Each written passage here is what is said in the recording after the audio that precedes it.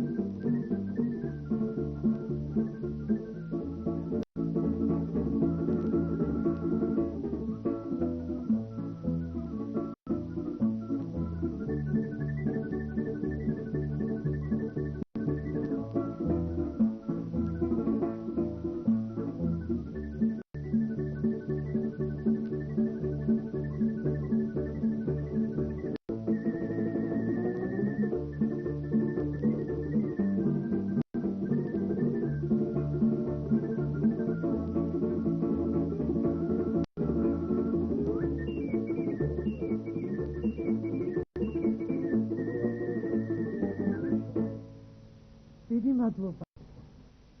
Გიგვაცხადოთ თემოტელემაყურებლებო, ეთერშია ტელერადიო კომპანია ევრიკა გადაცემის სალონი, კონსტინაშია ბატონი ომარ კელატრიშვილი, დიახ, დიდი ომარ კელატრიშვილის ვაჟი და დღეს გახლავთ იგი ჩვენი სტუმარი.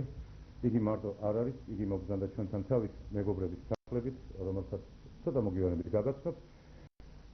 მე კი მინდა შეგახსენოთ, რომ ჩვენ ვნახეთ ნაწყვეტი, როდესაც ომარიკო, პატარა ომარი კელატრიშვილი თავის მეგობრებთან ერთად, ანსამბლ კელაპტართან ერთად, რამდენიმე თვის წინ იყო გახლავთ ჩვენი სტუმარი, მაგრამ მაშინ მთელი ანსამბლი იყო და ვერ გამოუკვეთეთ ომარ კელატრიშვილის ხელოვნება და დღეს ეს საშუალება მოგვეცა. მე მინდა სიამოვნებით ვესალმო ომარს ამ სტუდიაში. ომარ, რამდენი წლის ახლა? 20. ვიდრე დავიწყებდა ვისაუბრებთ ჩვენ შემოქმედებით გზაზე, აი ახლა ამ წუთში ვით ხარ დაკავებული. სად სწავლობ?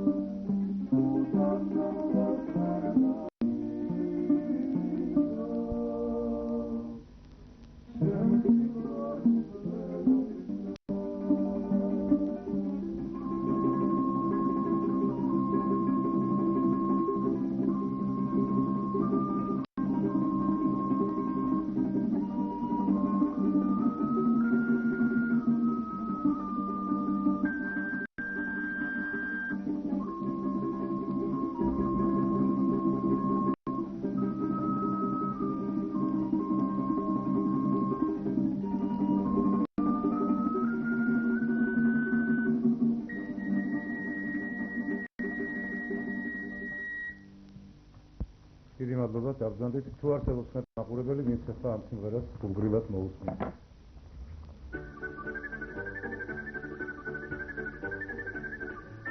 სალამური და თავადამუჩეულო საკრავი თვისებები ჯერ კიდევ ზღაპრებიდან გვახსოვს.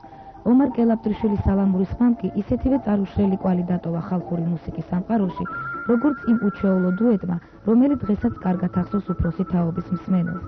ფილარმონიის დიდი საკონცერტო დარბაზის სცენაზე უკრავდნენ დიდი და პატარა ომარი.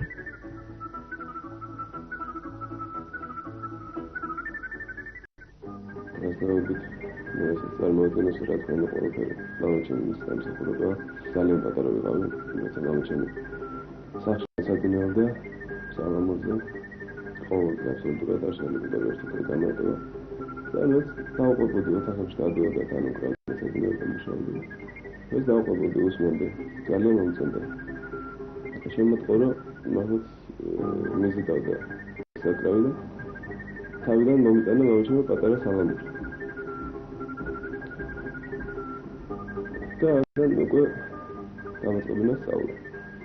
პირველად 7 წლის ვიყავი, როდესაც გამოვედი ფილარმონიის საკონცერტო დარბაზში. ამასთან ერთად კურიოზი მოვიყვებით ამ კონცერტთან დაკავშირებით. როდესაც კონცერტი გამოაცხადეს, მამაჩემს ორკესტრი ყავდა. ხალხურ საკრათა ორკესტრი და გამოდიოდა ეს ორკესტრი.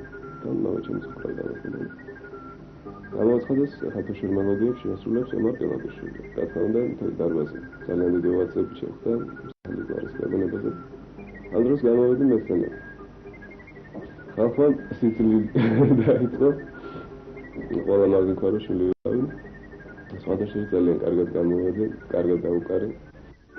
მსმენელის აპლოდისმენტს, რა თქმა უნდა, მართლა დიდი მნიშვნელობა ჰქონდა ჯერ კიდევ დამწყები პატარა მუსიკოსისთვის, მაგრამ მთავარი მაინც მამის შექება იყო. მაყურებელი როგორ შეხვდება, ამაზე არ მიგმოება, როგორ მიიღებს, როგორ შეგაფასებს. და ასენა პირველ რიგში მომაჩნია ყველაზე დიდი მერე ჩემი დაფასება იყო მამაჩემის შექება. საკმაოდ რთულია იყო დიდი მუსიკოსის შვილი, თუმცა იქნებ მამის სახელი და ავტორიტეტი ხელსაც კი უწყობს ახალგაზრდა მუსიკოსს საკუთარი ადგილის დამკვიდრებაში.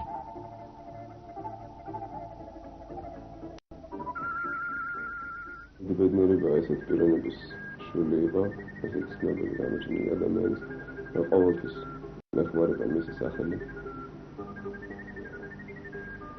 მაგრამ ამავე დროს ძალიან ძნელია, იმიტომ რომ უფრო მეც უთხოვენ ჩემგან. რა თქმა უნდა, არ შეიძლება ესეთ პიროვნებას რომ რაღაც ნაკლები შვილი ყავდეს იყო რაღაც მისთვის. და ამიტომ მართლა ძალიან რთულია. რამდენადაც კარგია, იმდენად რთულია.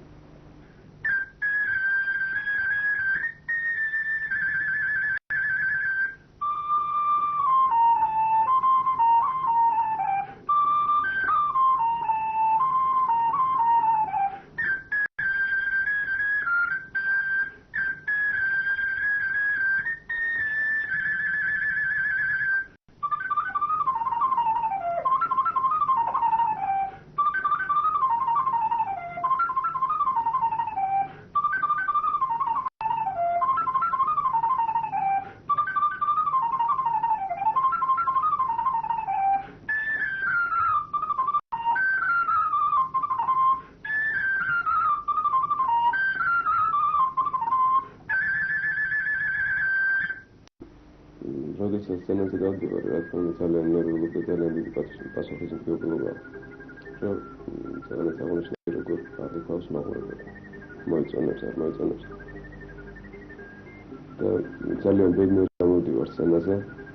თვითონ ყოველთვის ასე ხდება, ვიცი და ძალიან მაყურებელმა გამოდის, მაგრამ რა იმართავს ძალიან დიდი დაფასებას ხედავ. და ძალიან ბედნიერი ვარ და ბედნიერად ვხსნებ თავს რა იმართავს. მამაჩემმა აი ესეთი გავლა და სცენიდან ბედნიერი გამოდივარ, რომ ეს არა მარტო ჩემი გამარჯვება, ასევე მამაჩემის რაღაც გარკვეულ წილად დაფასება. თქვენ ახლა კადრში ხედავთ ხევსურულ ჩოხას, რომელიც უფროს ომარ კელაპტრიშვილს მასზე უზომოდ შეყვარებულმა ხევსურმა ქალმა შეუკერა და ხელით ამოუქარგა. კიდევ სხვა მრავალი ნივთი ინახება ომარ კელაპტრიშვილის პატარა მუზეუმში. თითოეულ მათგანს თავისი ისტორია აქვს. დროთა განმავლობაში ამ ოთახებს ალბათ სხვა მრავალი ექსპონატით შეემატება, რაც ამჯერად უკვე უმცროსი ომარ კელაპტრიშვილის დამსახურება იქნება. ბუნებრივი მწყემსის ინსტრუმენტია სალამურიდან ძალიან უხაროდათ. მაგრამ ერთი პატარა კურიოზი მახსოვს, ნაფარეულიდან ბრუნდებოდით ჩვენი ოჯახი. ხო და იქიდან წამოვედით დიდ გორზე ხო იქიდან ბრუნდებოდით გომბორზე გავლით, მოგეხსენებათ კარგი მშვენიერი ბუნება და შევჩერდით მშვენიერი კარგი წყალი აცივი წყალი, ცოტა სუსტად სანავი გავშალით ღვინო მოვიღეთ მასპინძელიც გვახლდა და დავიწყეთ ასე ვთქვათ ბუნებისა და საქართველოს საკითხებზე, როგორც კაცელებს შეეძლოთ ბუნებრივია და მოგვიახლოვდა 2 თუ 3 ახალგაზრდა ვაჟები, რომელსაც ეცვათ საკმაოდ თანამედროვედ მოგვიახლოვდა და ქართველების წესი მოგეხსენებათ მოიპატიეთ უბრალოდ რატოდეც წავსებინით ციხა და გავშინაურდით 2-3 ციხაში. შემდეგ ვითხრათ ჩემმა ძმამ კერძო რომ აბა შეხედეო კაცო, რა მშვენიერი ბუნებაა რა ხო სალამური როგორ ლამაზად შეიძლება ხო დაუკრა და მოვისმინოთ. ნუ ისე ჩაგილაპარაკა ეს. ამ ბიჭებმა თქვეს რომ თქვენ რა სალამურზე უკრავთო? მე მომმართეს.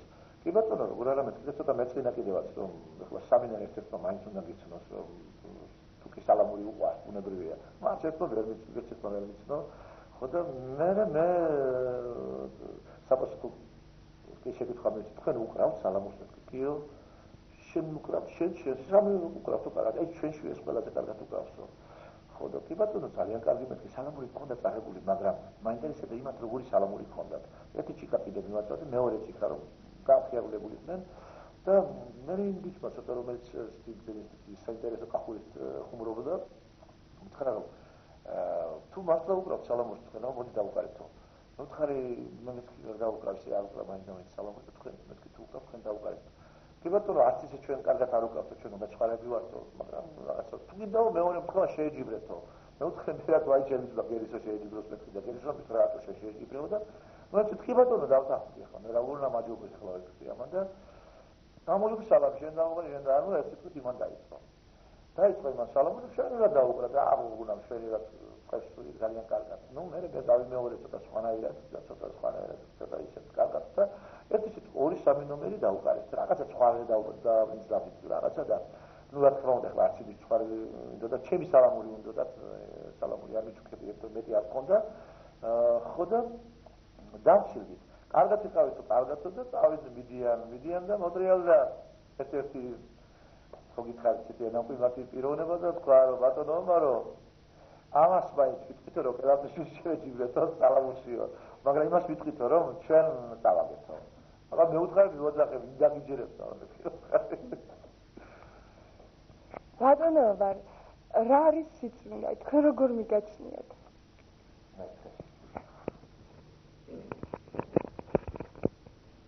ბატონო მაგრამ როგორ გონიათ რა არის სიწმინდე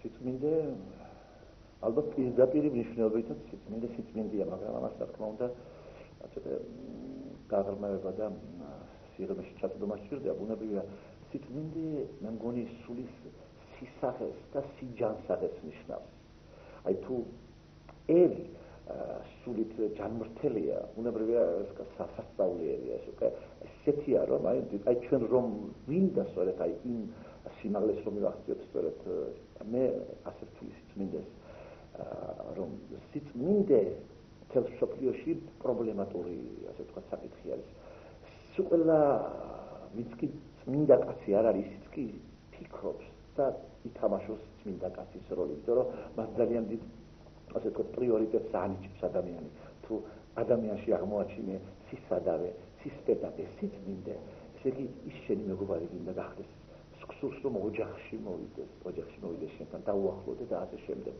და ჩვენში შეიძლება ეხლა ცოტა შევყეული იყოს ეს და სხვათა შორის უპირველეს ყოვლისა მაინც მაცხოვრის ღმერთის ეკლესიაში უნდა ეძებოთ აი სულის სიწმინდე და სიწმინდე საერთოდ აი მაგალითად ასეთი ეკლესია არსებობს პარიზში წმინდა გულის ეკლესია ფრანგებმა აი ამ გენიალურ სიწმინდეს ამ საოცრებას ეკლესია აუშენეს ხალხს ეკლესია აუშენეს და არა ისეთი ეკლესია, ესეთი პატარა და მომცრო საკმაოდ დიდად კარგად არქიტექტურული და ასე შემდეგ. აი იქ მისული კაცი, რომელიც სამსახურიდან მოდის და საათნახევარი წირვას usmens, იგი განწმენდილი, აი წმინდა გულის ეკლესია განწმენდილი უბრუნდება თავის სახლს, კვარს თუ ცოლს, შვილებს თუ დედას თუ მამას. და მე მაინც სიწმინდეს ვხედავ ღმერთში ვხედავ სიწმინდეს რამე თუ აი ჩვენ ბევრი რამე გვაკლდა ქართველებს. აი მაშინ არის ერის უბედობა ჩემი აზრით იქ იწყება, სადაც ფერმკრთალია ეროვნული მთლიანობა და უფლისადმი პატივისცემა. აი რატომ მოხდა ჩვენი დღევანდელი ესეთი სასწაული ამბები, რატომ მოხდა, რისთვის, რა დავაშავეთ, რა შევცვალეთ ამ ღმერთს და ამ ხატს. არა, იქნებ იმიტომ რომ ჩვენ სიწმინდე გვაკლდა და 70 წლის განმავლობაში ურწმუნოთმები ვიყავით. რატომ ჩვენს მიერ აშენებულ ეკლესიებს მტერი ჩვენივე ხელით გვანგრევინებდა. ჩვენს მიერ ნაჭედ ხატებს ჩვენივე ხელით გვასწრებინებდა. მაგრამ ეს წარსულში, მაგრამ ეხლა ხომ ჩვენივე ხელით დავუარეთ სისხლი. ორადნელი იქნება ისტორიის სისხლიანი ფურცლის გადაშლა მოვალეობისათვის იცით, ძალიან ძნელი იქნება.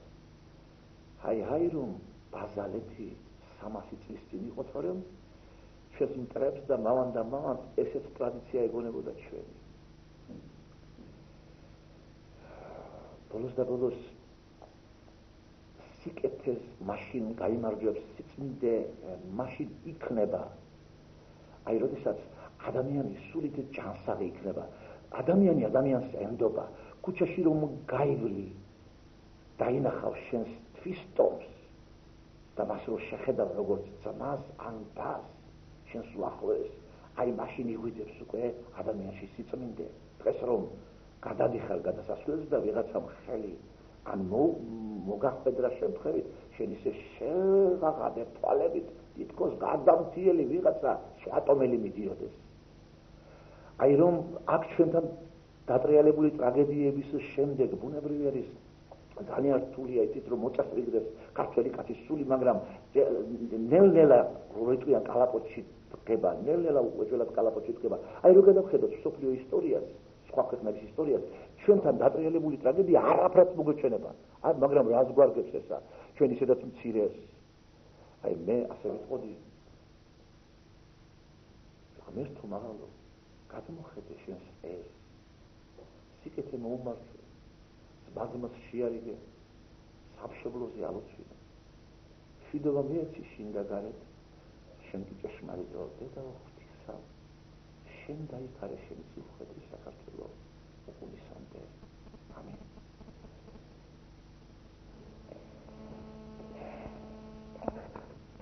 ხანეროდ რომ იწყებდეთ ცხოვრებას, რომელ პროფესიას აირჩევდით? რა თქმა უნდა, ისევ მუსიკა, ცოტა ბანალური პასუხია ეს, მაგრამ მე ამას სიმართლეს მოგახსენებთ. დამიჯერეთ რომ ვინც ქართულ ფოლკლორს ჩაძიებია და ჩაუხედავს მის სიღრმეებში და მის ლაბირინთებში კარგად მისულ მოსულ, ასე ვთქვათ, ის ვერავითარ შემთხვევაში ვერ შეიცვლის პროფესიას, როგორი ეკონომიური გაჭირვებაც არ უნდა დაასდეს თავს. არ არსებობს.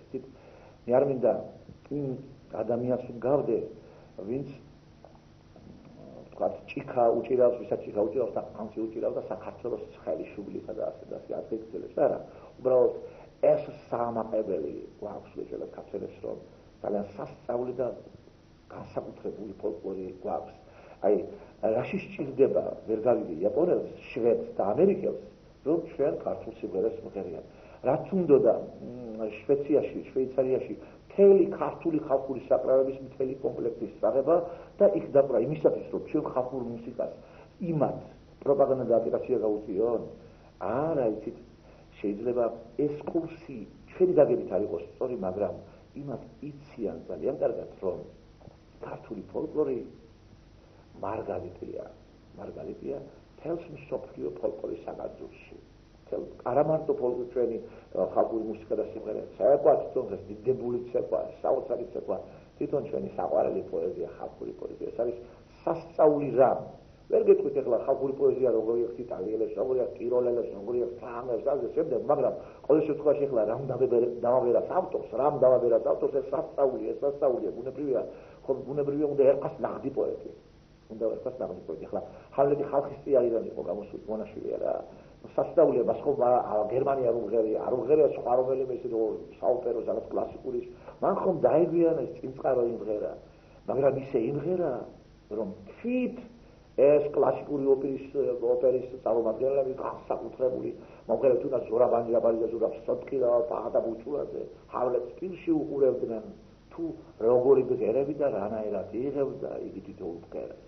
სასწაულია ეს სიტყვებითაც გამოუხატიათ. ესე იგი ადამიანი თვითონ ბუნებაშია, იცი, დახვდა ბუნება და მე თუ სადმე შეიძე სამვენის კლასიკური სკოლა და არქიტექტურა და იტალიური კანტო და რა იცი, ბუნებრივია ეს შეგვინილია, იცი, სხვისი ასე ვთქვათ გაკეთებული რაღაც მიმდინარეობა, შენი საკუთარი სულიერი, აი გეფიცები ყველაფერს ერთი სიმღერა რომ მოისმინონ. კარგი მგონი უნდა ბუნებრივია უცხოელმა, რომელიც განათლებულია მუსიკაში და ასე შემდეგ ერთი სიმღერა რომ მოისმინოს, ჩაკრულო, ან თუ მინდა გურული ნადური. ხო, აი ერთი სიმღერა უკვე მიხვდება ის კაცი და შეიძლება საქართველოს ისტორია დაგიწეროს. რასულით სუნთქავს ქართველიერი, რას წარმოადგენს, როგორნი არიან, როგორ შეიძლება იმ სიმღერის ასე სიმღერა, ასეთი სიმღერის გაკეთება შექმნა ხალხის მიერ. სასწაულია. ამიტომ მე არც პოეზიაში მომაპატიეთ, მაგრამ სიმღერასაც ლექსსაც კი რა თქმა უნდა ხალხურ სტილზე წერდა, სალამოს რა თქმა უნდა მინდა ხალხური სტილის გამომივიდეს. მაინც დარჩებოდი ბუნებრივია აი ამ აგრეთვე თავიდან რომ ვიწყებდი ცხოვრებას. და აი ჩემი თავიდან დაწყება, ჩემი ომარის და სიცოცხლის დაწყება, ჩემი დაწყება, სწორედ ზუსტად იგივეს მომეორებინე, რასაც რა თქმა უნდა მე ამის ხრის ვაკეთებდი.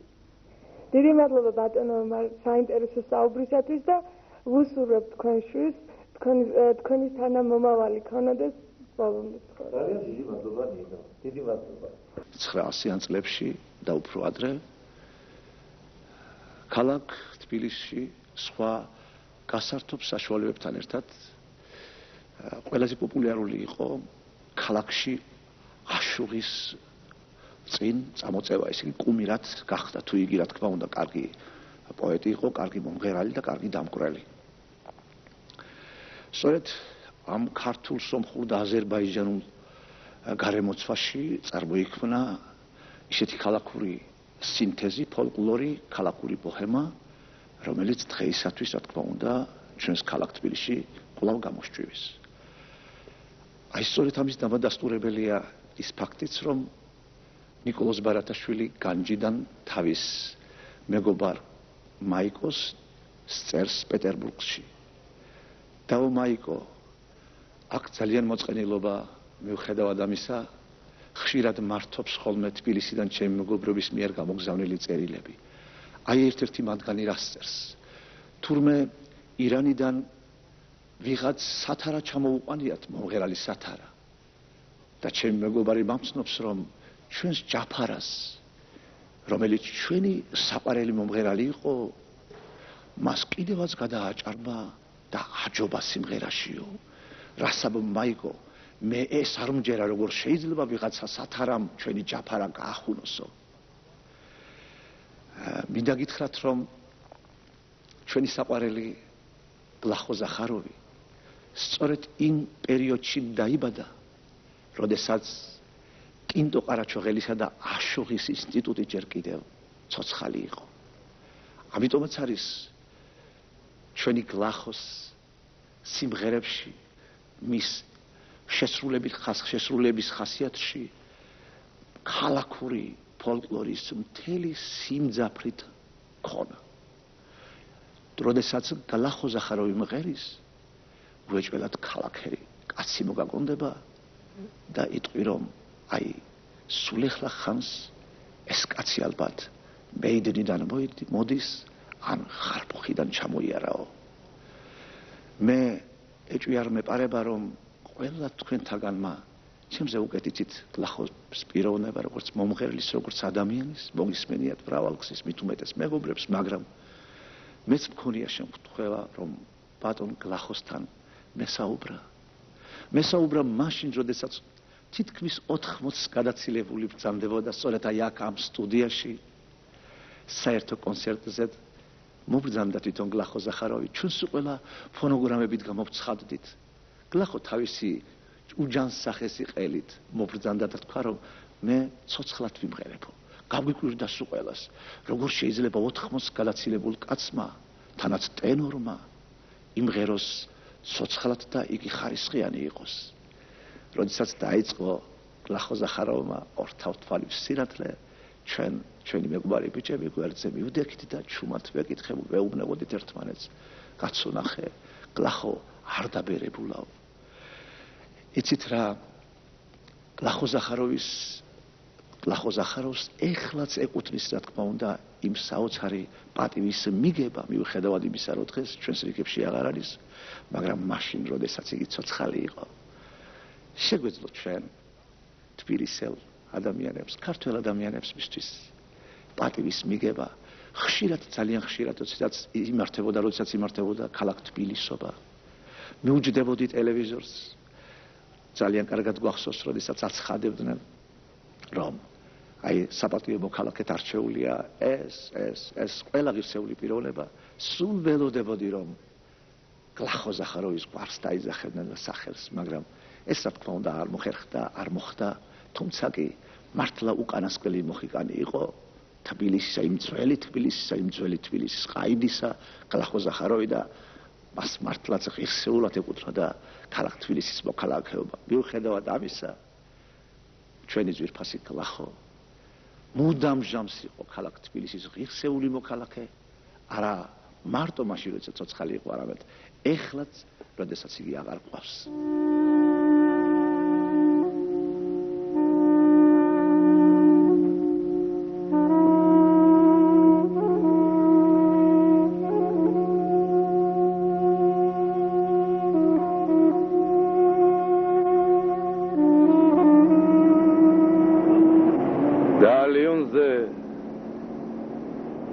თეთრ დუქანთან სტირის არაღანი თქვარი ახლოა უნდა მტკვარში თავი დაავიხშო სიყვარულისგან მეტ მოთმენის არა მაქვს ღონე მინდა ამ დილას ამ ცივ მტკვარში თავი დაავიხშო მეტი მოზიდეთ კალმახები მაშარაგვიდან რაც იყოს ამ ქეიფსაც ერთხელ ავიტან ერთ ლამაზ ქალზე მარტო ერთი ლექსი დარჩება განა გავხდებით პოეტები ლექსის ჩარჩებად ნინა ჩემო ნინა გათხოვება ხომ არ გინდა გათხოვება რომ მინდოდეს შენი კითხვა რაღაც მინდა ეგრე მე არ ღნევ დამტური დასხე გეთახვა აბა რადგი ღირს ერთი ძველი შენ მუხამბაზი რამდენი ძველი სიყვარული ამ მტკვარს თან გახვა შაბათი რომ დაღამდება კვირა გათენდება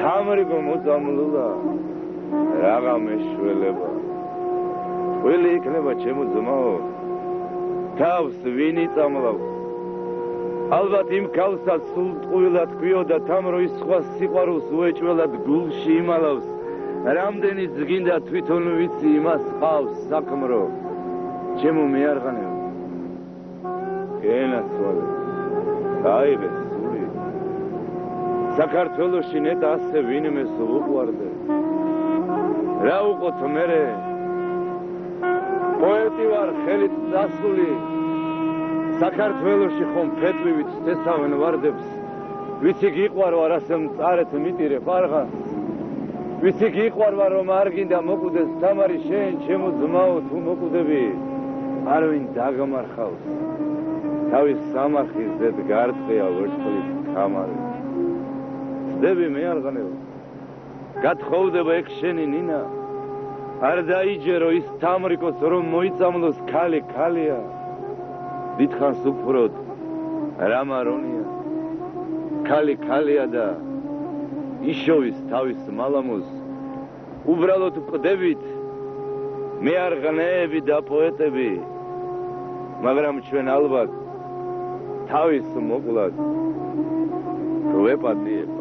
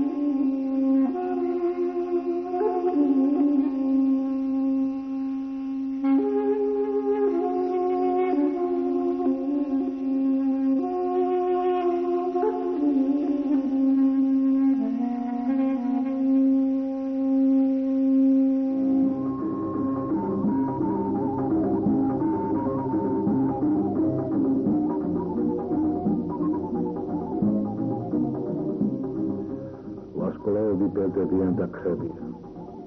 ჩვენი საუკუნეებს უძლებთ. გაილის წლები დასრულდება ეპოქა ჩვენი ცივილიზაციის პროგრესისა. კაცობრიობის წინაშე ახალი სიძნელეები წამოიჭრება. მაშინ ადამიანები გადახედავენ წარსულს და კვლავ აღმოგვაჩენენ ჩვენ როგორც ჩვენ აღმოვაჩინეთ, წარსულის დიდი ეპოქა. ომარ კელატრიშვილს ჰქონდა ბედნიერება შეხებოდა ჩვენს მიერ აღმოჩენილ წარსული ეპოქის მითს და არა მარტო შეხებოდა, არამედ შთაებდა სულის სალამურისათვის, იმ სალამურისათვის 1000 წრეულებს მიღმა რომ ჩაატანეს მცხეთელ ჭაბობს ჭირის უფლება. არ ვიცი რამდენად მართალი იქნები ამ შედარებით ზემოთმოყვანილ ციტატასთან, მაგრამ მე ორჯერ აღმოვაჩინე კარგი კაცი, შესანიშნავი მუსიკოსი ომარ კელატრიშვილი. ერთხელ მაშინ, როდესაც მის მიერვე წაკითხულებს მოусმინე 1000 წლოვანი სალამურის ნახვით გახარებულს რომ დაუწერია, მეორედ კი მაშინ, როდესაც ამ ინტერვიუს უწერდით, ბატონი ომარის გარდაცვალებამდე ერთი თვით ადრე. იჯდა ჩვენს წინ შესანიშნავი მუსიკოსი, პიროვნება და გულგახსნილი ყვებოდა თავის წარსულზე და აწმყოზე, ტკივილსა და სიხარულზე, სიყვარულზე, კაცობაზე და ჩვენს წინ სულელად იხსნებოდა კაცი, რომელმაც ხელახლა აღმოგვაჩენინა და დაგვიბრუნა სალამური. ხოლო თვითონ ომარი და მისი ჯადოსნური სალამურით აჟღერებული მუსიკა არ აღმომიჩენია. ის თანდათანობით შემოვიდა ჩემში ისე მსუბუქად და ლაღად, თითქოს მთელი ცხოვრება თან მეკარებინა.